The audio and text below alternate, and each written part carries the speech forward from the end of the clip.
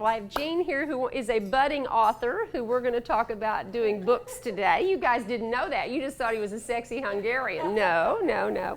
I have Matt here, who is not married, but is in love. Well, yeah, I like something. That's true. It is, see, I do. I only tell the truth. That's right.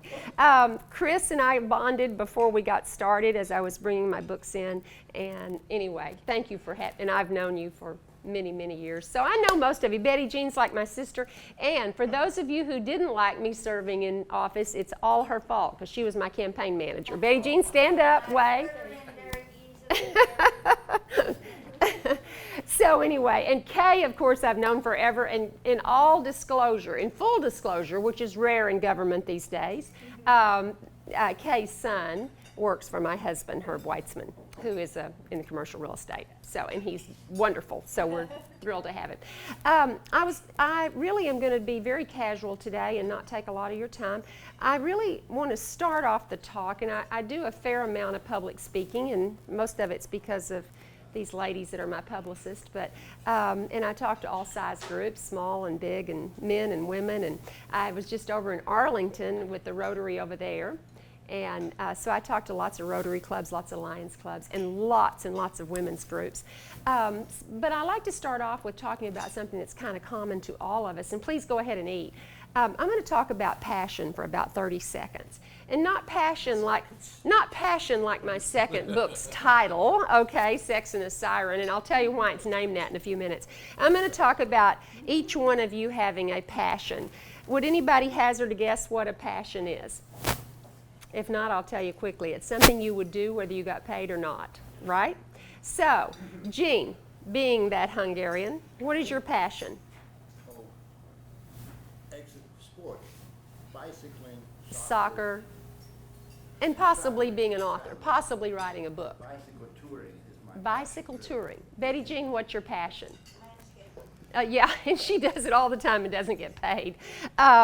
Matt, other than being in love, what is your other passion? Cars. Cars. Buy, fix, sell. Buy, fix, sell cars. I love to do that. Chris, before you take that bite, what's your passion? I would say my family. Your family. So you spend a lot of time with your family, and Kids. yeah. Okay. And John? Well, one would be Rotary. Rotary. So you would go to Rotary no matter what. Yeah, even if they quit paying. Are you getting paid? No, they knew you were passionate about. That's why you're not getting paid. The rest of them are. Anyway, passion is, yes, something that you would do. Duff Odell, what is your, and I've known Duff forever. What is your passion? Well, family first, but volunteering. And obviously city council. You've been on city council a pretty long time now. Not too long. Yeah, okay. Okay, but you have always been involved in the community, so community is really one of your passions as well. Well, I always had a secret passion, even though I was in business for many, many years, real estate, finance, and was an entrepreneur before I became mayor. And I did love community service and loved serving as mayor. I will tell you it was hard. You know, being in elected office is not always easy, but it was a lot of fun, and I learned things I would never learn, and I got to know a lot of people, which I liked. But I always had a passion, and that passion was to read and write. But I never had time to do that. So when I was in the corporate world, I was with Procter & Gamble when I got out of college, and they always had me write all the memos. And being in the 1970s in the corporate world, I was one of the few women, especially in management. I think I was the only one in Texas. And so we'd have a big management meeting, and it'd be all the guys and me, and they'd go, Donna, I'll write the memo. So I guess I liked it even back then. So I always liked to write. So when I moved from Colleyville, which was in 2007, and I moved to Dallas, I was single by then, and I had been married 25 years.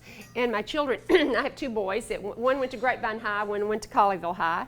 And so they're out and about. One's an attorney now, and the other one is an MBA, and he's working in Dallas. And I moved to Dallas because I was working for a company that I traveled internationally. I was head of a real estate firm called Encore, and we did projects really all over the country, but we had investors all over the world. And so I traveled. I had about 8,000 investors. And so I traveled a lot, and I still didn't have time. But when I remarried, and I remarried Arp Weitzman, and you probably all know the Weitzman group. He wanted me to tell you, by the way, that he has real estate in both towns, and to be sure and eat at Howard Wang's and some of the other places. So anyway, when we married, I quit work because I didn't want to travel, anymore to Russia and France and all those places I traveled. I decided, I looked back on me dating. I was in the dating world in Dallas, which is very hard, very, very hard. How many of you have dated over 30? I know Matt has. You have, yeah. Okay, is it easy? No. No. Easy? Come on, Romeo, give us the truth. Well, I thought it was traumatic and hard, and Betty Jean was my sounding board. Wasn't I traumatized? After being married The women I dated were traumatized. Yeah, I was definitely traumatized. And so when I finally ended up remarrying, I decided that I was just going to write down little notes about some of the experiences that I had dating. And so you guys could do this too, see, and write a book from the man's point of view.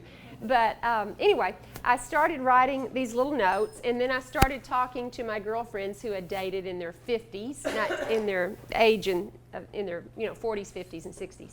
And this book was my first book, and it's called Cinderella Has Cellulite, and it came out in 2015. And I'll tell you about the title in a minute. And how many of you know what cellulite is? All right? Anybody not? I don't think Dan does. Well, if you'd look back here on me, you would see cellulite, but I'm not going to show you. But anyway, cellulite is something permanent that it's hard to get rid of if you ever do. And so the reason I called it cellulite, all of us women want to be Cinderella. All of us. And all you men want to be Prince Charming. You don't think you do, but you kind of do. Anyway, so I named it Cinderella Has Cellulite because none of us can be Cinderella because none of us have a perfect life, right? And we all have some baggage. And so the baggage is called cellulite in this book. This book I wrote with these there's 21 little chapters in here. Very easy to read. And it's really true stories, humor. It's a humor book. It's laughing at ourselves, dating, and falling in love or not, okay? And so I got with my girlfriends. This became a book. And Jean, you asked me, how did it become a book? Or how did this thing happen? Well, it happened that I started writing down these little chapters. And I still didn't know anything about writing a book. I mean, zero.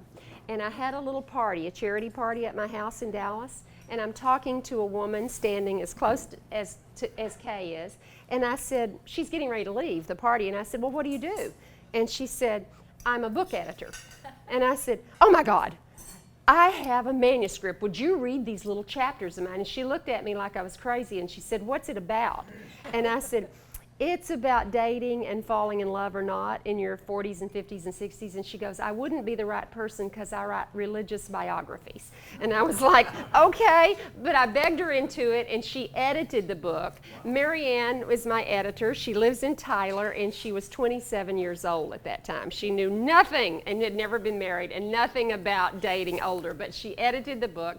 Okay, so now I have a manuscript. I have it edited by accident. Because this whole book was an accident. And so then I realized I need a cover, right? And so I didn't know anybody that did book covers. And my husband and I went to the Kentucky Derby. We don't win anything. We're getting up to leave, and there was a beautiful young girl with a beautiful black hat. And I said, I'm sorry we didn't get to meet each other. What do you do? And she goes, I do book covers. I was like, really? And so I talked her into it. She'd never done a humor book. She'd never done a paperback book. And she came up with this, that's a big ring, and kind of a bewitched kind of look. This is the old copy of Cinderella Has Cellulite. Cinderella Has Cellulite's in its third printing now. It became a bestseller, went on Amazon. Well, let me tell you how it became a bestseller. It was nothing having to do with me, I don't think, other than maybe writing. I decided to take a chance. How many of you are entrepreneurs in your own right? I mean, you may have agencies, but you're really an entrepreneur. You're responsible for your own business, right, Chris? I mean, nobody just sends you over business, I'm sure. So you're all really entrepreneurs in what you do. And I was too, and I decided I would take a risk, and I would go to the New York Book Show. The New York Book Show is the biggest book show in the world. When you go in there, it's in the huge convention center there on the river. I can't remember the name of that convention. Jarvis Center. You go into Jarvis Center, and I bought a little space that really was this table size. And it was $500, but I figured the trip and all, it's going to be $1,500. Gosh, that's a lot. And because let me tell you, make no money selling a book. This book sells for $15, and these two sell for $10.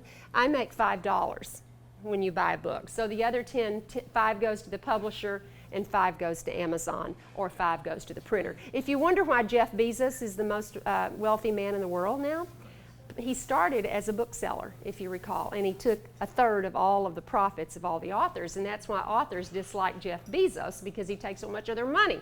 But you got to have Amazon. But anyway, this book went on Amazon. It was approved by Amazon, and I got to tell you a little secret. Amazon doesn't give you any advice. They say we never give any marketing advice. You just put it up there and see how it does. But my little Marianne, my 27-year-old, happened to go to college with an attorney that worked at Amazon. And she told her what she was doing, and the attorney said, "Oh, I can't really give you any advice, but I'd make it 6 by 9. 6 inches by 9 inches. Now, why is that? Because that fits perfectly into a woman's tote, into her tote bag. It's the perfect size." She said, "I would make it a very bright cover and put something really bright on the spine so it shows up on the shelves." So and then she said, "I'd do about 175 pages because that's what people can read in 2 hours." Why 2 hours? Why 2 hours? Airplane trip. The average airplane trip in the United States that people actually read on the airplane. Now, if you're going to Houston, you probably look at a magazine or a paper. But if you're going to read, you're probably leaving Dallas, going to Chicago, LA, New York, Washington. 2 hours. By the time you get on the plane, get settled in, open the book, and she said put a lot of white space. Because people don't read anymore. And they want it fast, they want it easy, and they want pictures. And so that's how this book came about. So we got some sneaky advice from Amazon. Went up on Amazon, first book sold in Australia, a lady ordered. Amazon will tell you where the first 5 or 10 come from. Wasn't that interesting? And it became a bestseller, Beijing, 3 months later? Not even 3 months, I don't think, maybe 2 months. A bestseller on Amazon, Jean, just because you're going to have a bestseller on Amazon. A bestseller on Amazon has to be in the top 5% in the first year. Okay? This one hit in the top 2% in the first, I think it's a couple of months. It was in December. This came out, no, it was in October. Yeah, so maybe 2 or 3 months.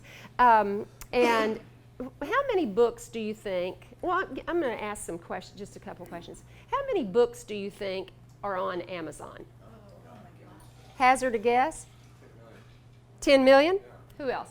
Anybody else? You almost got it. It's actually 8 million. Wow. Amazon carries 8 million titles. Wow. 8 million. How many books do you think are written in the United States every year? A hazard a guess? Anybody? Well, no, 1.2 million. 1.2 million books are written in the United States. In the world, it probably is 4 million. But in the United States, 1.2 books per year. And so when you put a book on Amazon, you have a 1 in 8 million chance. It's kind of like Las Vegas, right? It's a little better than that to be in the top 2%. But you got to sell a hell of a lot of books. I mean, let's just say it that way. How many books would you think the average author, now I'm not talking about David Baldacci and John Grisham and all those guys, Stephen King. They're already out there. They're already, they're established. How many books do you think the average author sells in a year? Average book for the average author. Anybody want to guess? 5,000. Anybody else? 5,000 would be a runaway. 300. 300. The average author sells 300. They make $5. The average author makes about $5 to $7 a book. So figure that out. That's why they wait tables and they do everything else. It's very, very hard to make money being an author. You don't have the figure on how many books are actually read. No. I wish I did. Probably not that many. Probably, well, obviously not that many. There's 350 million people in the United States, and there's only 300 books per author. And on Amazon, there's 800,000 authors. So just because I've been in the top 5% of that. I don't usually say much about that because that doesn't sell books, but I do talk about how much this book. So anyway, this book it's in its third printing now. It's sold in the thousands of copies. I sold 1,000 copies the first month. In Dallas. I just started telling people about it, and people loved the title. The title, how I got the title, is I wanted to call it Shut Up and Wear Beige, because I was a second wife, and I had stepchildren, and I needed to zip it and wear beige and kind of sit in the corner. And I decided that I'd contact an attorney to copyright it, because you need to copyright your book. And so I was telling them my title. By the way, you cannot copyright a title, just so you'll know. You have to copyright a manuscript. You cannot copyright a title. Most people think you can, but you can't. Part of the manuscript? Yeah, but you got to have enough of the manuscript that you have your idea. Okay, so that what they do is they copyright your idea, so nobody, and that's called intellectual property, as most of you know. But anyway, I told him I was going to name it Shut Up and Wear Beige, and I needed him to run a title search, which just like you do in a company, right? You run a title search. And he got back to me and said, that title has been used in Anchorage, Alaska, with a women's organization of second wives. Shut Up and Wear Beige. And he said that they have very few members, and I don't think it would ever be a problem. And I said, well, I doubt I ever sell. My goal, by the way, was, as Beijing remembers, I wanted to sell 1,300 books, because that would pay for my cost of doing the book. So I wanted to sell 1,300. And so I said, well, if I ever sell 1,300 books, there's no way.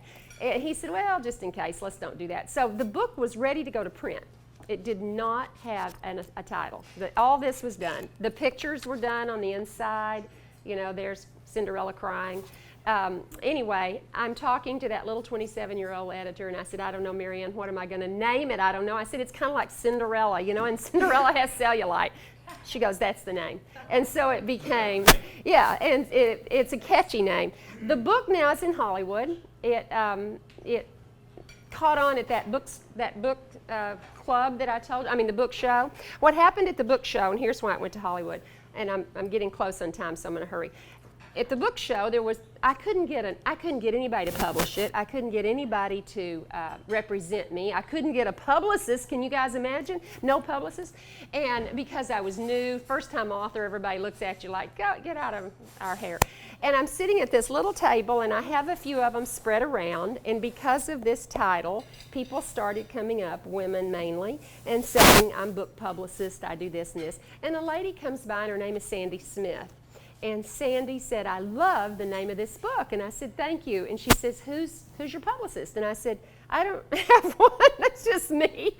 And she said, I'd like to look at it. She said, we'd be interested in doing your publicity. And I said, well, have you ever done, like a dummy. I said, have you ever done book publicity? And she goes, yes, we just finished one. And I said, what was it? And she said, we've done many, but we just finished one that became a bestseller. And I said, what was the name of the book? And she goes, 50 Shades of Grey. And I was like, oh my God.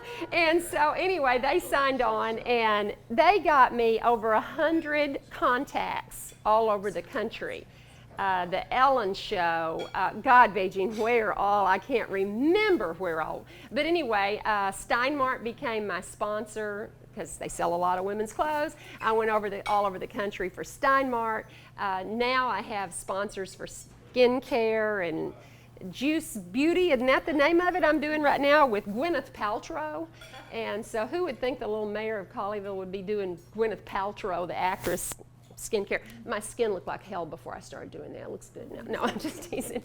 But anyway, so that's what happened. Hollywood picked it up. They wrote a screenplay, and we sent it all over. I have an agent now, and we got feedback from these different production companies, and the feedback was, great title, but it needs to be a television show, not a movie, because it has 21 short chapters. Am I lucky?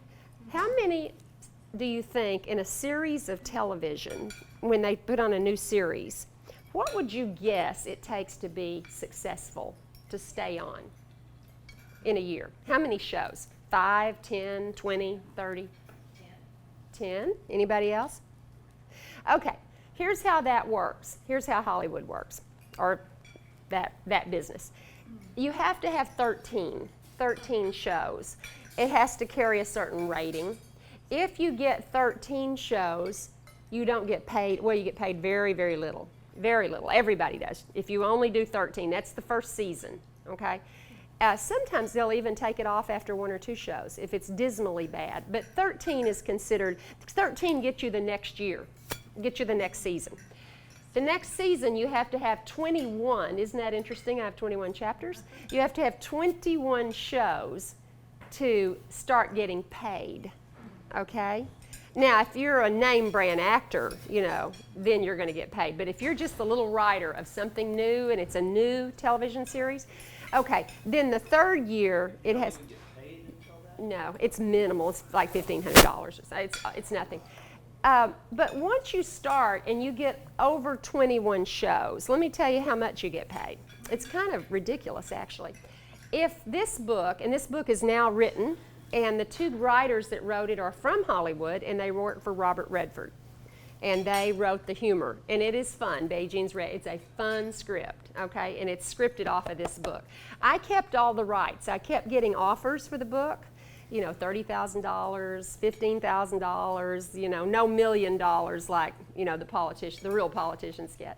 But anyway, I never sold it. I said, you know what, if that's all I'm going to make, I'm just going to hang on to it. So now I own 100% of the rights. It's carried by Innovative Artists, which is one of the big firms out in Hollywood that does, you know, is agent. My agent is killer good looking. His name's Michael Pio. And they are now selling that to, you know, how it works in Hollywood is they take the script and they go and they sell it to different companies. And right now Netflix is looking at it, which we have a really good shot at that. Let me tell you how you're paid on that. There's 4 major networks. There's ABC, NBC, CBS, and who's my Fox. And that's the 4. If they pick up your show, okay, if they pick up your show and you're the writer, and you own 100% of the book rights, you get $125,000 per show. Wow. Per show, yeah. So Roseanne's doing well. If you are in the second tier, that's not CBS, ABC, it's the second tier. It's like, I don't know, CNN, you know, that kind of cable tier. Netflix is one of those. You get $25,000 a show. Yeah, so it's still pretty good money. You multiply that times 21. Yeah, so that becomes a pretty good deal. If you're on streaming YouTube, which is they call kind of the bastardization, if you will, of TV, then you get $12,500 a show. So all of it's good. Now, if you wonder then why these people who only like have had maybe one good television show and you know, now they're living in, you know, Colleyville in a mansion. Well, it's because they were probably on one of the big networks and they probably had 3 or more years of TV. You get residuals after 21 shows. You get residuals the rest of your life. So that's a pretty good deal. If you get up to 3 or 4 years of television, you're pretty much set. TV is where the money is. Movies now, you pretty much have to go in and be a partner, and you might get a lot of money, you might get no money. TV is where it's at, and that's why you see all these major stars now going on TV. That's where the money is. Okay, when this went out to Hollywood, finishing up, they said, we love it, we need more information. And so I said, what am I going to do now? And they said, you're going to write a follow-up in the same manner you wrote that. So thus became Sex and the Siren, Tales of a Later Dater. And these are about, this is a humor book as well, these are about us women dating you guys when we're a little older. And whether or not we remarry or we don't, it's all humor in here, and it talks about all the different scenarios. I have a third one that if I would get my buns and gear and finish it, and it's called Prince Charming Has a Migraine, and it's from the man's point of view of dating. And so I've been interviewing men, and it is so hilarious to me. But I am prejudiced about my books, and I always think the last one I'm writing is the best, every time. And not everybody else thinks that, but I always think the last one's the best. This little book just came out, and this is my memoir. I didn't think I'd ever write a memoir, but when these became bestsellers, oh, by the way, Sex and the Siren became a bestseller in 3 weeks of coming out because the same people who read this ordered this, and this is merely the follow-up and has hilarious stories about women dating. Oh, I'm going to mention that. Why did I name it Sex and the Siren? There is a show that was on for 12 seasons that made some women very, very wealthy, and the name of that show was Sex and the City. Sex and the City. And so when people think of Sex and the City, it's easy to play off of that, Sex and the Siren. But what it did for me, and I did not know this, being, there is ignorance is bliss. What you said, when people look up sex on the internet, and they look on, Amazon, and they look for maybe books having to do with sex, this one shows up immediately, and guess what? If they're going to a porn site, guess who shows up? And it is not a porn book, but porn readers buy this all the time. I'm so glad. So anyway, it kicks that word on Google. So anyway, if you can write a book about money or sex, it's usually a pretty good deal. This one came out, I wrote this last year. This is my memoir. It's about a little girl growing up in the oil patch in North Texas. It's all true. It's my story. And I didn't think it would ever sell. I never think anything's going to ever sell. And I wrote it sort of in the style. It was reviewed, and when it was reviewed and said it's a modern day Last Picture Show, like Larry McMurtry. And it's funny because I grew up only about 20 miles from Larry McMurtry. And so I guess we all wrote in that style. But it is in that style. And it's gotten great reviews, and believe it or not, it started selling when, girls? I don't know, a month ago, 2 months ago, in the top 2% on Amazon. I am one of the luckiest people that's ever lived on writing books, seriously. And I'm writing a book right now. It's called Twisted Retribution. It is a thriller. It's a murder mystery. So see, I like to write different genres. I don't like to just write humor all the time or memoirs all the time. It's called Twisted Retribution, and it is about a serial killer that is a true story that has only had a couple of books written about him, and they were very poorly done. And this serial killer, and raise your hand if you remember him, was a man in North Texas named Henry Lee Lucas. Do any of you remember him? Henry Lee Lucas killed... He was a member of this club. Yeah, probably. He's probably going to come back and kill me.